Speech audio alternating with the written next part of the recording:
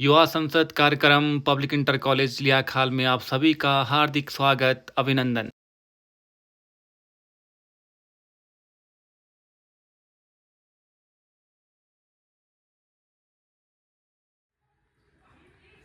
सदस्यगण, माननीय अध्यक्षा महोदय,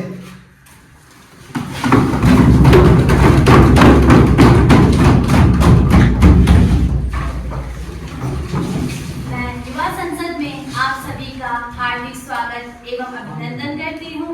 युवा संसद का उद्देश्य विद्यार्थियों को संसदीय प्रक्रिया समझाना, राजनीतिक विषयों में रुचि बढ़ाना, वाद विवाद के बाद निर्णय लेने की क्षमता का विकास करना, विचार विमर्श में प्रशिक्षण लेना, दूसरों के विचारों का सम्मान करना एवं विद्यार्थियों में नेतृत्व के गुण करना है।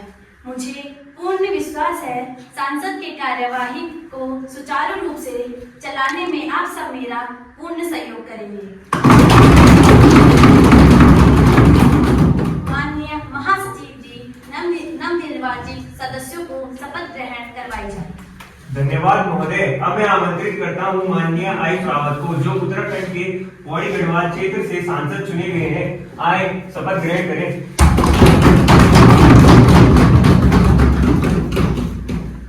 महोदय, आप शपथ लोगे या प्रतिज्ञा? मैं शपथ ग्रहण करना चाहता हूँ। आप किस भाषा में शपथ ग्रहण करोगे? मैं अंग्रेजी भाषा में शपथ ग्रहण करना चाहता हूँ।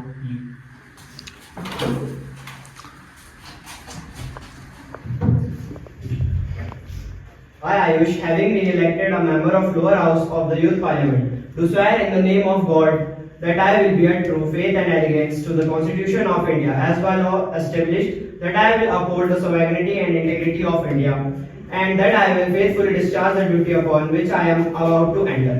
जय देवभूमि, जय भारत।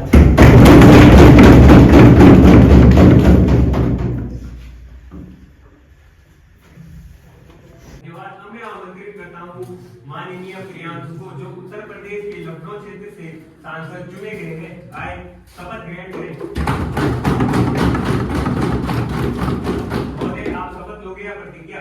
मैं शपथ ग्रहण करना चाहूंगा। आप किस भाषा में शपथ ग्रहण करोगे? मैं हिंदी भाषा में शपथ लेना चाहता हूँ। मैं प्रियांशु रावत, युवा संसद का सदस्य, उत्तर प्रदेश के लखनऊ लोकसभा से निर्वाचित हुआ हूँ। मैं ईश्वर की शपथ लेता हूँ कि मैं विधि द्वारा स्थापित भारत के संविधान के प्रति श्रद्धा रखूंगा तथा देश की प्रभुसत्ता, एकता और अखंडता को बनाए रखूंगा और अपने कर्तव्यों का श्रद्धापूर्वक पालन करूंगा। जय भारत, जय उत्तर प्रदेश।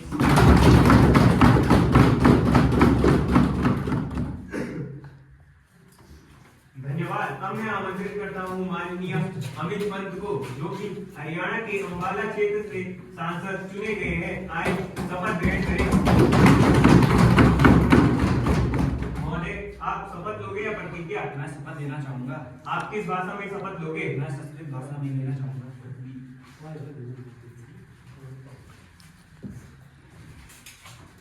अहम अमित युवा संसद लोकसभा सदस्य रूपेण निर्वाचिता अस्मि।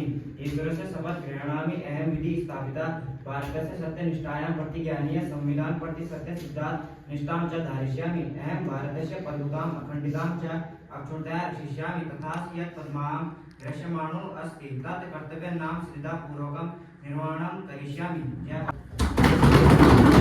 मैं आप सबको कुछ विदेशी मेहमानों से परिचित कराऊंगी। Mister Alex from America, and mister Jose from Mexico.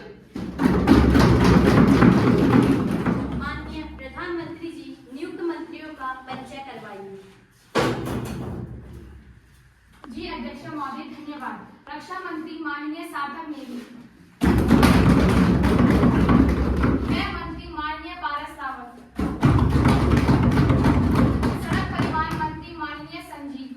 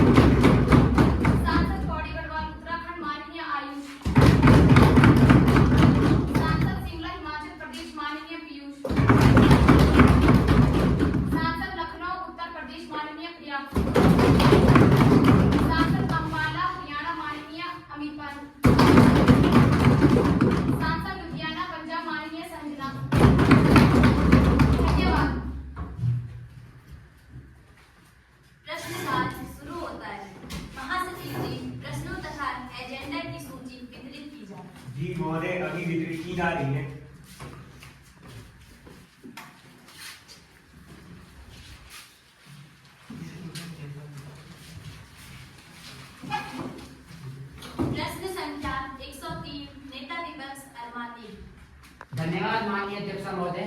मैं आपके माध्यम से रक्षा मंत्री माननीय सार्थक नेगी जी से ये सवाल करना चाहूंगा कि उन्होंने सेना की भर्ती को मात्र 4 वर्ष का करके कई ग्रामीण युवाओं के रोजगार को खतरे में डाल दिया है। अध्यक्ष महोदय, मैं आपको बता दूं कि रोजगार की पहली सीढ़ी युवाओं के लिए, रोजगार की पहली सीढ़ी सेना की ये भर्ती थी। खुशी के आंसू बहाता युवा जब बदन में उनकी वर्दी थी। और माननीय अध्यक्ष महोदय, और अब यही भर्ती मात्र 4 वर्ष की हो गई है, तो 4 साल की सेवा में युवा क्या देशभक्ति निभाएगा? 4 साल की देश सर्विस में युवा क्या देशभक्ति निभाएगा? पिताजी करते रह जाएंगे नौकरी, बेटा रिटायर घर लौट आएगा। मैं आपके माध्यम से पूछना चाहूंगा रक्षा मंत्री माननीय सार्थक नेगी जी को कि वह इस सवाल का जवाब दे कि आप देश के युवाओं को अपने संज्ञान करते हुए उनके भविष्य के लिए क्या कदम उठा रहे हैं? क्या बात कर रहे हैं आप नेता जी, देश के युवाओं के लिए हम अपनी जान दे सकते हैं।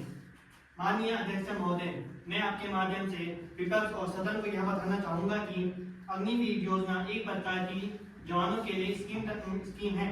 भले ही उन्हें 4 साल की नौकरी व पेंशन ना मिले, लेकिन इन 4 सालों के कार्यकाल में उन्हें पहले वर्ष 30,000, दूसरे वर्ष 33,000, तीसरे वर्ष 36,500 और अंतिम वर्ष 40,000 रुपए का प्रति माह वेतन मिलेगा। इसी के साथ 48 लाख का इंश्योरेंस तो होगा ही, साथ में 6 महीने की ट्रेनिंग भी मिलेगी। यदि अपनी सेवा के दौरान कोई जवान शहीद होता है तो उसे 1 करोड़ रुपए, वह दिव्यांग होता है तो उसके परिवार को 44 लाख रुपए की राशि हमारी सरकार देगी। इसी के साथ अपनी सेवानिवृत्ति के बाद अग्निवीर स्किल सर्टिफिकेट भी उन्हें मिलेगा, जिससे उन्हें भविष्य में दूसरी नौकरी के लिए प्राथमिकता भी मिलेगी। इसी के साथ उन्हें हमारी सरकार राशन, पोशाक, यात्रा इत्यादि का गुजारा भत्ता भी देगी व कुल मिलाकर उन्हें 12 लाख रुपए दिए जाएंगे, जो अपनी रिटायरमेंट के बाद प्राप्त कर लेंगे। धन्यवाद। विपक्ष एवं सदन, आप इसके बारे में कुछ और कहना चाहते हैं? प्रश्न संख्या 104, नेता विपक्ष आदित्य बिष्ट। अध्यक्ष महोदय, मैं आपके माध्यम से गृह मंत्री जी को यह सवाल पूछना चाहता हूं कि क्या सरकार सभी मंत्रालयों, विभाग, सरकारी उपक्रमों, बैंकों इत्यादि को उनके संबंधित विभागों में राजभाषा का प्रयोग करने के लिए दिशा निर्देश जारी किए हैं, और यदि हाँ तो तत्संबंधी ब्यौरा क्या है? माननीय गृह मंत्री जी विपक्ष से पूछे गए प्रश्न का उत्तर दें। जी हाँ, राजभाषा विभाग द्वारा प्रति वर्ष एक वार्षिक कार्यक्रम जारी किया जाता है, जिसमें केंद्र सरकार के मंत्रालयों, विभागों, सार्वजनिक क्षेत्र के उपक्रमों, बैंकों आदि में राजभाषा हिंदी में काम करने के लिए लक्ष्य निर्धारित किए जाते हैं।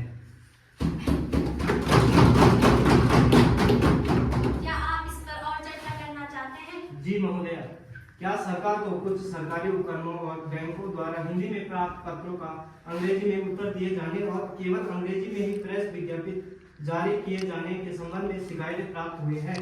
यदि हाँ तो तत्संबंधी ब्यौरा क्या है और इस संबंध में क्या कार्रवाई की गई है? माननीय गृह मंत्री जी हाँ, राजभाषा विभाग में केंद्र सरकार के संगठनों द्वारा हिंदी में प्राप्त पत्रों के उत्तर अंग्रेजी में देने संबंधी यदा कदा कुछ शिकायतें प्राप्त होती हैं। प्राप्त आंकड़ों के अनुसार हिंदी में प्राप्त 99.4% पत्रों के उत्तर हिंदी में ही दिए गए हैं।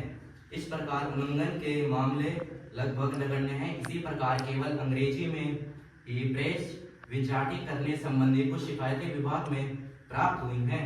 तथापि जिन कार्यालयों द्वारा हिंदी में प्राप्त पत्रों के उत्तर अंग्रेजी में दिए गए हैं या प्रेस विज्ञप्ति अंग्रेजी में ही जारी की गई है, ऐसी शिकायतों को शिकायतकर्ता द्वारा भेजे गए साक्ष्यों के साथ संबंधित संगठन के प्रशासनिक प्रधान को उन पर नियमानुसार कार्यवाही करने के लिए भेज दिया जाता है।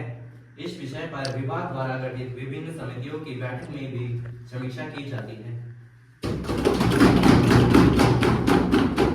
प्रश्न संख्या 105, नेता विपक्ष कुमारी आस्तिका। धन्यवाद अध्यक्ष महोदय, मैं आपके माध्यम से सड़क एवं परिवहन मंत्री जी को यह सवाल पूछना चाहती हूँ कि कोटद्वार दुगड्डा मार्ग के बीच प्रतिवर्ष खराब मार्ग के चलते कई दुर्घटनाएं होती है, जो कि कई विगत वर्षों से देखी जा रही है। इन दुर्घटनाओं को कम करने के लिए आपकी सरकार क्या कार्य कर रही है? रामनगर धनगढ़ी मार्ग में अधिक वर्षा होने के कारण कई दुर्घटनाएं होती है, तो तो आपकी सरकार पुल का निर्माण कब तक करेगी? माननीय सड़क एवं परिवहन मंत्री जी, कृपया विपक्ष के सवाल का उत्तर दीजिए। माननीय अध्यक्ष महोदय, मैं आपके माध्यम से विपक्ष को बताना चाहता हूं कि जो कोरदार डुगड्डा का मार्ग है वह हमारी सरकार के संज्ञान में है और उसका परिणाम आपको बहुत जल्द देखने को मिलेगा। और रही बात रामनगर धनगढ़ी पुल की, तो उसे बनाने के लिए हमारी सरकार जल्द से जल्द प्रयत्न करेगी। क्या आप ये नहीं कह सकते कि ये काम कब तक शुरू होगा? जी, हमारी सरकार ये वादा करती है कि कुछ महीनों के अंदर धनगढ़ी पुल और दुगड्डा कोरदार मार्ग जल्द से जल्द तैयार होगा। धन्यवाद। प्रश्न संख्या 106, नेता विपक्ष कुमारी सिंह। धन्यवाद अध्यक्ष महोदय। मेरा सवाल स्वास्थ्य मंत्री जी से यह है कि कई ग्रामीण क्षेत्रों में अस्पतालों की कमी तथा जिन क्षेत्रों में अस्पताल है भी तो डॉक्टरों की कमी तथा अस्पतालों में उपकरणों की कमी के कारण मरीजों को 100 किलोमीटर दूर रेफर किया जाता है। तो आपकी सरकार अस्पताल तथा अस्पतालों में उपस्थित डॉक्टर तथा उपकरणों के लिए आपकी सरकार क्या कार्य कर रही है? माननीय स्वास्थ्य मंत्री जी, विपक्ष से पूछे गए सवाल का उत्तर दीजिए। धन्यवाद अध्यक्ष महोदय। मैं विपक्ष को इस सवाल का यह उत्तर देना चाहता हूं कि हमारी सरकार द्वारा ग्रामीण क्षेत्रों में हर 15 किलोमीटर में अस्पताल बनाने के लिए कार्य किए जा रहे हैं। कई ग्रामीण क्षेत्रों में तो यह सफलतापूर्वक पूर्ण हो चुके हैं। हमारी सरकार अगले चंद महीनों में हर ग्रामीण अस्पतालों में उपकरणों तथा डॉक्टरों की सुविधा उपलब्ध कराई जाएगी। धन्यवाद। प्रश्न संख्या 109, नेता विपक्ष अरमान नेगी। माना कि तेरी दीद के काबिल नहीं हूँ मैं, माना कि तेरी दीद के काबिल नहीं हूँ मैं, तो मेरा शौक देख, मेरा इंतजार। नेताजी जी, शेर व शायरी से काम नहीं चलेगा, आप लोग में बताइए। नेताजी आप बैठ जाइए, आपको भी बोलने का मौका दिया जाएगा। वाह, अब ये विपक्षी दल चुप्पी साधे बैठा है, आंखों में गरदारी जैसी पट्टी बांधे बैठा है। इसलिए अब चौराहों पर सारे राज खोलूंगा मैं, चाहे सूली पर टक जाऊंगा पर मन का सच बोलूंगा मैं। हो ना हो ये जमाखोर तुम्हारे है, या घोष तुम्हारे हैं या रिश्तेदार तुम्हारे हैं। कर्म सत्य की धर्म पीठ पर सत्यम सुंदर बाकी है, राजा भी अपराधी हो तो सीना ठोक बताती है। पक्ष दल गुरुद्वार सा पुत्र मोह का दोषी है, जो जमाखोर का मालिक है वो घोटालों का दोषी है। अध्यक्ष महोदय, मैं आपके माध्यम से कृषि मंत्री से ये जानना चाहूंगा कि फसल बीमा का लाभ जब खेतों में आग लग के सारी फसल बर्बाद हो जाती है तो उन्हें क्यों कवर नहीं किया जाता, और बटाईदारों पे खेती करने वाले किसानों की फसलों को फसल जब नष्ट हो जाती है तो उन्हें फसल बीमा के अंतर्गत उसका लाभ क्यों नहीं मिलता? माननीय कृषि मंत्री जी, विपक्ष से पूछे गए प्रश्न का उत्तर दीजिए। धन्यवाद अध्यक्ष महोदय। मैं यह कहना चाहती हूँ कि अगर प्राकृतिक कारण से जो फसलें खराब हो रही है पूरी की पूरी खबर है और किसानों का उनका लाभ मिलता है, बटाईदारों का भी कवरेज राज्य सरकार के सर्टिफाइड के आधार पर है, इसलिए चिंता मत कीजिए। यदि राज्य सरकार सर्टिफाइड करती है तो हम बटाईदारों को कवर करते हैं और उन्हें भी इस योजना में सम्मिलित करते हैं। प्रश्न संख्या 110, नेता विपक्ष सुजन कुमार। धन्यवाद माननीय अध्यक्ष महोदय। मेरा सवाल वित्त मंत्री जी से मैं यह पूछना चाहता हूँ कि आपकी सरकार ओपीएस को लागू करने के लिए क्या कदम उठा रही है? संसद और विधायकों को मात्र 1 साल का कार्यकाल करने पर ही पेंशन मिल जाती है, परंतु कर्मचारियों को 30-35 साल की सर्विस देने पर भी पेंशन नहीं मिल पाती है। तो ये ओपीएस को लागू करने के लिए देश भर में भूख हड़ताल की जा रही है। इस ओपीएस को लागू करने के लिए आपकी सरकार क्या कदम उठा रही है? माननीय वित्त मंत्री जी, विपक्ष से पूछे गए प्रश्न का उत्तर दीजिए। धन्यवाद माननीय अध्यक्ष महोदय। मैं आपके माध्यम से विपक्ष को यह बताना चाहूंगी कि जल्द ही हमारी सरकार एनपीएस के स्थान पर ओपीएस लागू करने जा रही है। विपक्ष केवल झूठे वायदे करना जानती है, हमारी सरकार झूठे वायदों की अपेक्षा कार्यों को करने पर ज्यादा ध्यान देती है।